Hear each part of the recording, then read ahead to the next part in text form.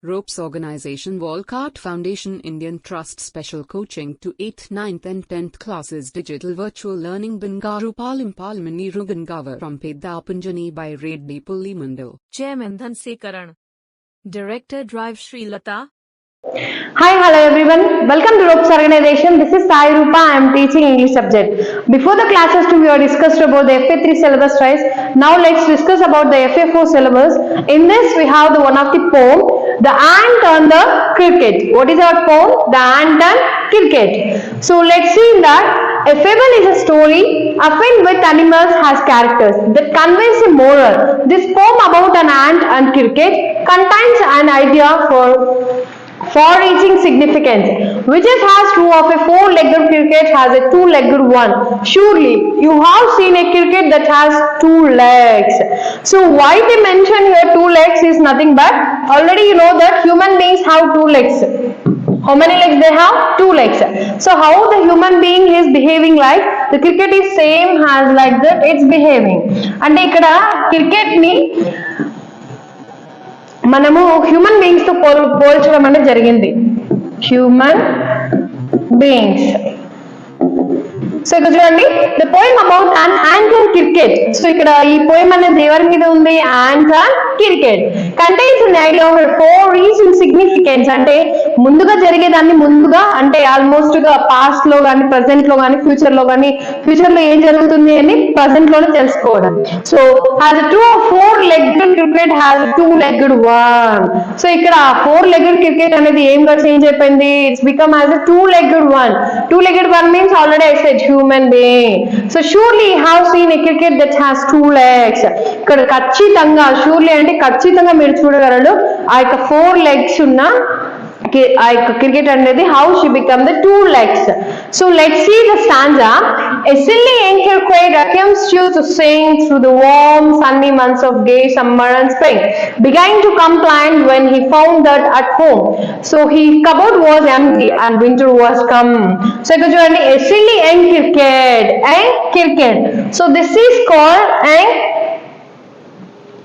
called cricket. So this is the name of cricket. So a silly young cricket accused to sing. Accused to sing is nothing but used to singing in their habit of singing. అంటే తనకి ఒక habit అయిపోయింది ప్రతిసారి కూడా పాట పాడుకుంటూ ఏదైనా తన హ్యాపీనెస్ ని వెతుక్కోవాలనేసి ఒక హ్యాబిట్ లాగా మార్చుకునేసింది. సో ఇక్కడ చూడండి used to sing. So it's a habit of the cricket through the warm sunny months of the summer and spring. So warm అంటే చాలా వేడిగా ఉన్నప్పుడు సమ్మర్ మంత్స్ లో మొత్తం అంతా కూడా ఆ క్రికెట్ ఏం చేసింది? పాటలు పాడుకుంటుండి తన లైఫ్ ని లీడ్ చేస్తూ ఉండిపోయింది. Begin to complaint when he found that at home. ఎప్పుడైతే దానికి ఒక విషయం అర్థమైంది ఏంటంటే హీ ఫౌండ్ దట్ హోమ్ అంటే తన ఇంట్లో వెళ్ళి చూసింది. They can see in that home and his cupboard was empty. అంటే తన కబోర్డ్ లో వెతికి చూస్తే ఫుడ్ అనేది అసలు ఏం కానీ లేదు. ఎంప్టీ అంటే ఖాళీ అయిపోయింది. అంటే ఆ యొక్క సమ్మర్ మంత్స్ లో మొత్తం ఫుడ్ తింటూ అక్కడ ఎంజాయ్ చేసుకుంటూ ఉండిపోయింది కదా. So the cupboard was empty అంటే దాని కబోర్డ్ మొత్తం ఎంప్టీ అయిపోయింది. And winter was come. అప్పుడు ఏమైంది? ఆ సమ్మర్ సీజన్ నుంచి నెక్స్ట్ సీజన్ ఏం స్టార్ట్ అయింది? Winter. What they came next?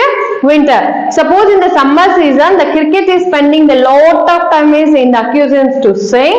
So there is no has went for the food అంటే ఫుడ్ కోసం బయటకు వెళ్ళకుండా ఇలా సింగింగ్ చేస్తూనే ఉండిపోయింది కదా. సో అలా గడిచిపోతూ సమ్మర్ నుంచి వచ్చింది వింటర్ అనేది వచ్చేసింది.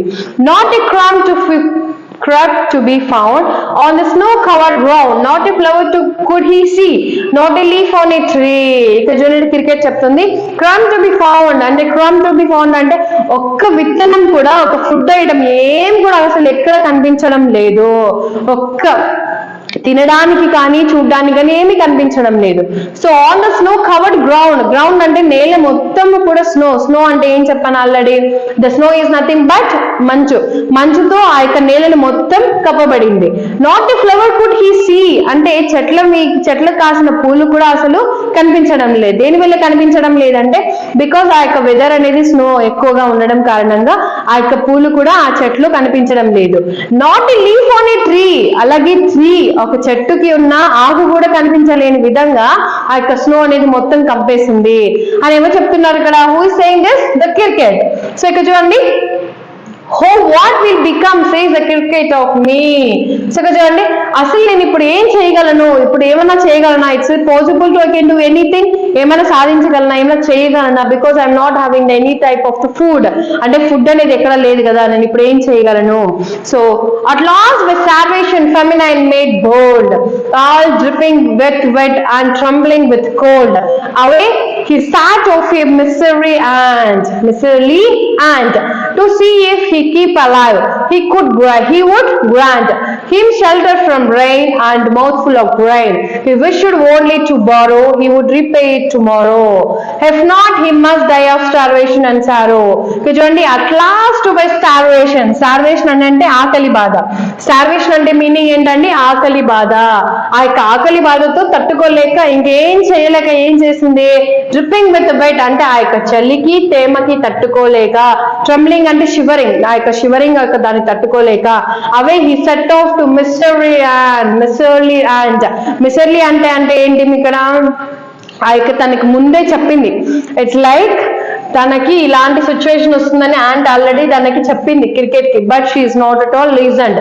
So to see of to keep him alive, so he would grant, suppose యొక్క యాంట్ ఈ యొక్క క్రికెట్ ని చూస్తే అది బతుకుండాలి అంటే మెయిన్ ఏం కావాలి, హిమ్ షెల్టర్ ఫ్రమ్ రెయిన్ అంటే ఆ యొక్క స్నో రెయిన్ నుంచి తనకేం కావాలి, షెల్టర్ అనేది కావాలి.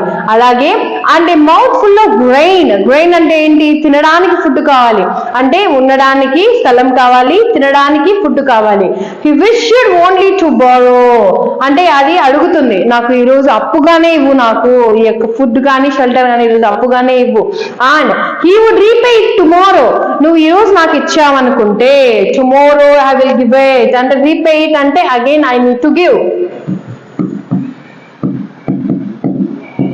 అగైన్ ఐ విల్ గివ్ అంటే నేను మళ్ళీ నీకు ఇస్తాను, ఈ రోజు ఇచ్చావంటే రేపు నీకు ఇచ్చేస్తాను.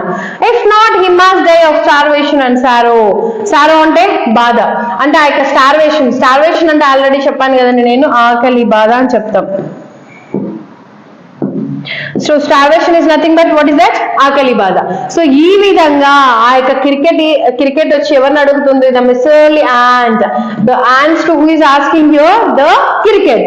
సో ఇక్కడ మనం చూసినట్లయితే ant is asking the, already ant is before it's they examined, అంటే యాంట్ ఆల్రెడీ చెప్పింది ఇలాంటి సిచ్యువేషన్స్ వస్తుంది, నువ్వు ఇలాగా పాటలు పాడుకుంటూ ఉండిపోవద్దు, నువ్వు కూడా వెళ్ళి ఫీడింగ్ అనేది గుర్తు పెట్టుకో, అంటే వెతుక్కో, ఫుడ్ కోసం వెతుక్కు, గ్యాదర్ చేయని చెప్పింది. But who is not listening here, the cricket. Every time who is singing here, the cricket. So ఆ విధంగా క్రికెట్ పాడుతూ ఉండడంతో it's facing difficulty in the starvation. Who is facing difficulty in starvation, the cricket. So ఎప్పుడు కూడా మనకి well wishers అనే చాలా మంది ఉంటారు, వాళ్ళు చెప్పిన మాట అనేది వినాలనేసి మనం ఇక పోయంలో చూసుకోవచ్చండి. సో ఇక్కడి వరకు ఈ స్టాంజాలో మీకు ఏదైనా డౌట్ అనిపిస్తే నాకు కమెంట్ సెక్షన్ లో కమెంట్ చేయండి. Thank you. ఉండండి.